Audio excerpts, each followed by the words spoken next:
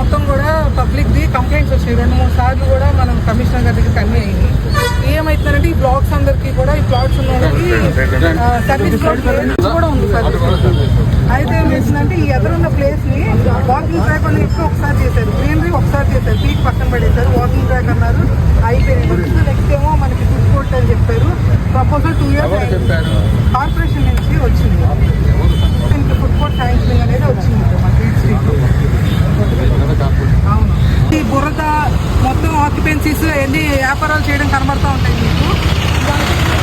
ఇక్కడ heat sheet start చేయనివ్వకుండా public ఏదైతే వాళ్ళు air pollution, dust pollution, sound pollution ఇన్ని రకాలుగా ఇబ్బంది పడుతూ వాళ్ళు కమిషనర్ గారికి చాలా సార్లు కూడా లెటర్స్ ఇవ్వడం జరిగింది, స్పందనలో పెట్టడం జరిగింది. ఇన్ని చెప్తున్నా ఏమైతుందంటే ఇక్కడ విఐటీస్ లేకుండా వ్యాపారాలు చేస్తున్న వాళ్ళదే పై చేయి అవుతుంది. వాళ్ళు వ్యాపారాలు అనేవి కొనసాగుతూనే ఉన్నాయి. ఎన్నిసార్లు ఎంక్రోచ్మెంట్ ఇచ్చినా సరే వాళ్ళ వ్యాపారాలు అనేవి జరుగుతూనే ఉంటున్నాయి.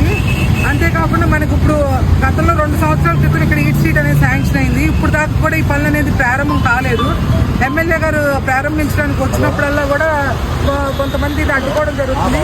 కారణం ఏం చెప్తున్నారంటే మనకి ఇక్కడ సర్వీస్ రోడ్ లేదు, డ్రైనేజ్ లేదు. ఇన్ని లేకుండా వ్యాపారాలు అనేవి ఎలా జరుగుతున్నాయి, రియాలిటీస్ క్లియర్ అవ్వకుండా వ్యాపారాలు అనేది ఎలా చేస్తున్నారు, మొత్తం అంతా కూడా వెహికల్స్ పార్క్ చేసి డెవలప్మెంట్ అనేది అడ్డుకుంటున్నారు. అంతేకాకుండా ఇప్పుడు డ్రైన్